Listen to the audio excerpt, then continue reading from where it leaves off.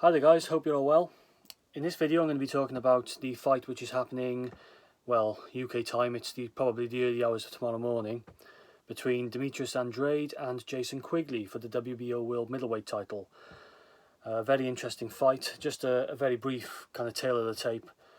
Andrade is 30-0, so he's unbeaten. He's got around about 60% KO ratio with 18 knockouts. He's a southpaw, 33 years of age. Jason Quigley, the challenger, he's 19 wins, 1 loss, 14 knockouts, giving him a 70% KO ratio. He's an orthodox fighter, 30 years of age. I think in terms of height, Quigley's about an inch taller. Looked at him at the weigh-in, there wasn't that much in it. I think the reach advantage may be with Andrade. If you look on BoxRec, he's probably got a couple of inches reach advantage, but I never know how much I can trust these things. So let's get into the fight, what I think will happen, and why this interests me. I think it could turn into quite an exciting fight, the way I've seen both of these fighters fight previously, and it depends how they choose to fight in many ways.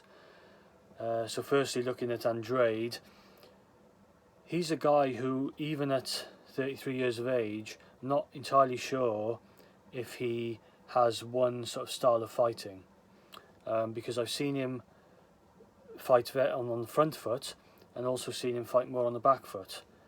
Seen him fight quite wildly, and I've also seen him fight quite cautiously.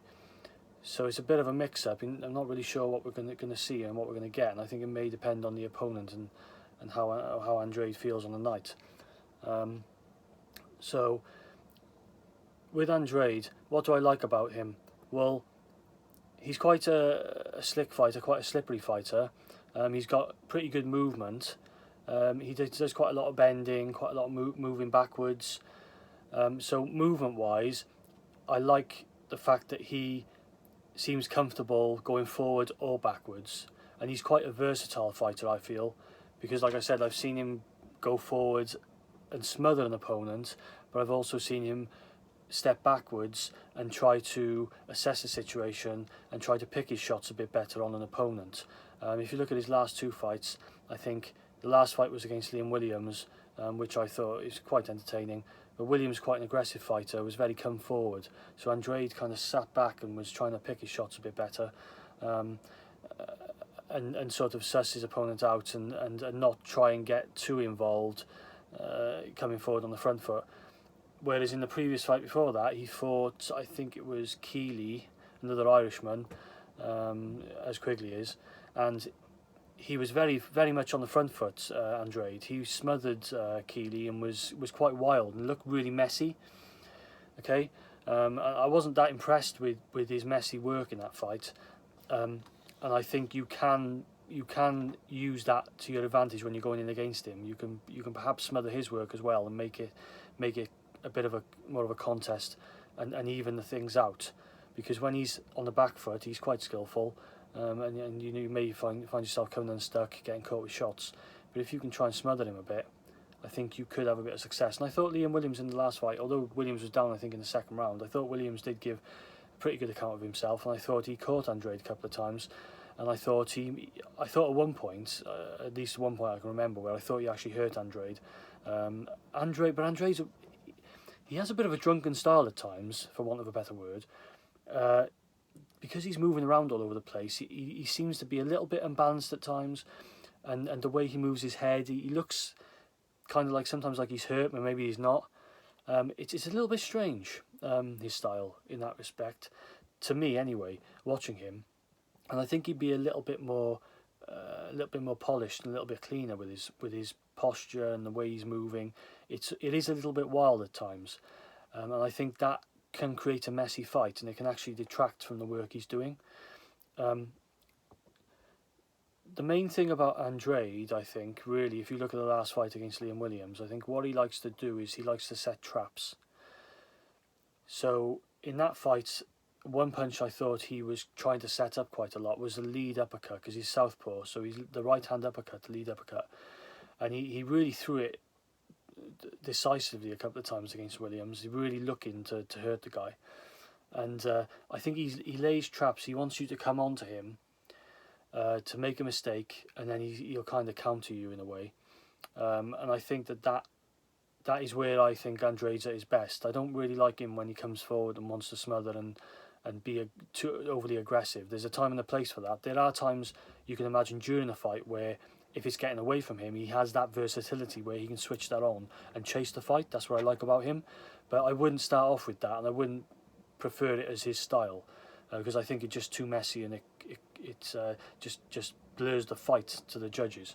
So he's better off starting back foot, see how he gets on, and then slowly unpicking the fight. And if he doesn't need to go forward, he doesn't need to, but he always has that to call on if he needs to go there. So really, I would look for Andrade, if he's my fighter, to just sit back in this one and just to assess the situation and keep things quite clean. I like it when Andrade uses straight shots.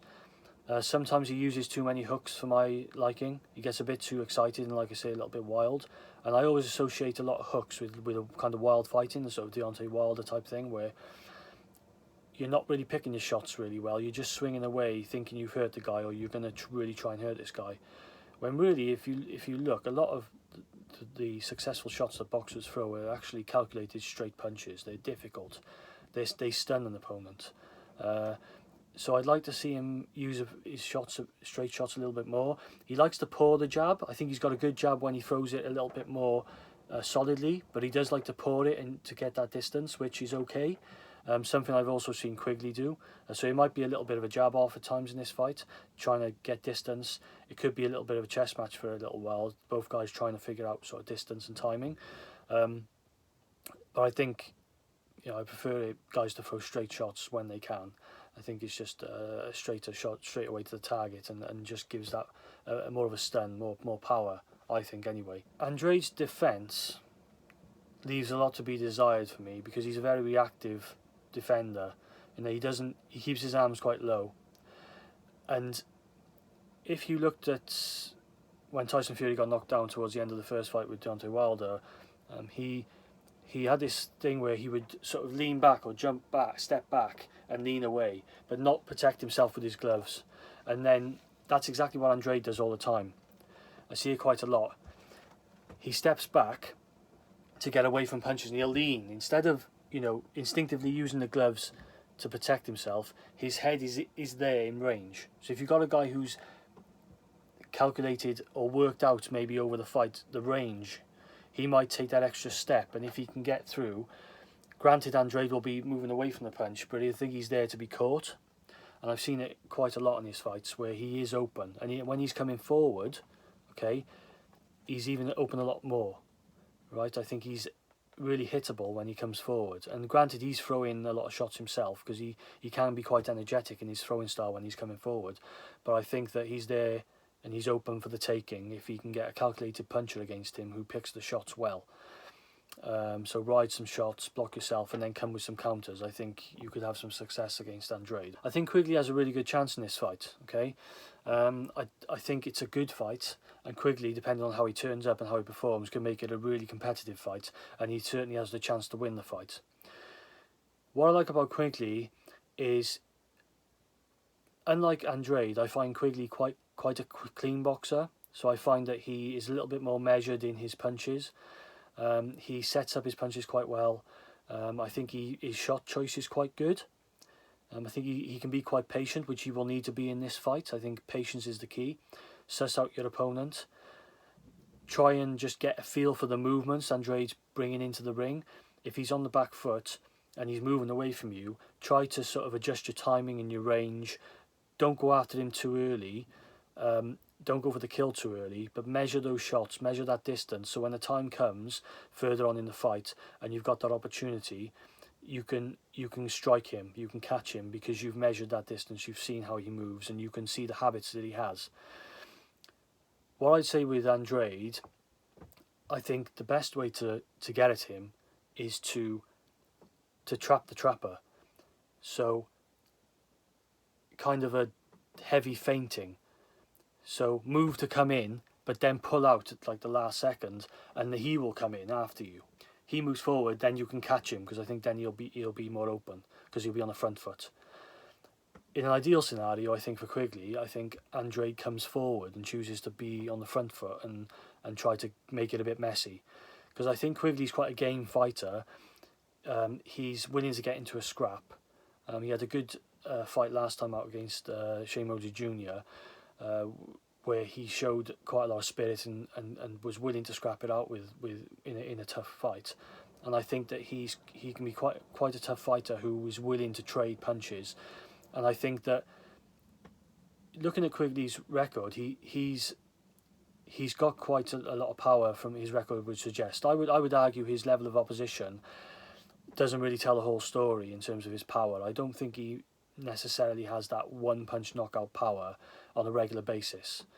I think it needs to be the perfect punch with him. I think the same with Andrade. I don't think he's particularly powerful. I think both of these guys can wear you down, but I've seen them hitting guys flush and not getting them out of there. Okay, it's taken them a while to do the job. So I think really try and trap the trapper, draw Andrade on.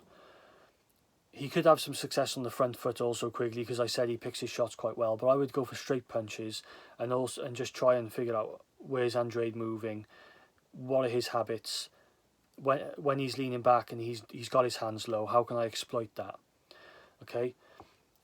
So, just looking at my notes here for Quigley, I think he should be careful coming in if he is on the front foot, because Andrade does look for that lead uppercut like he did against Williams. You've got to be careful not to leave yourself open, because some of those are even when they don't land, they look quite brutal. Like if they land, they're going to do some damage.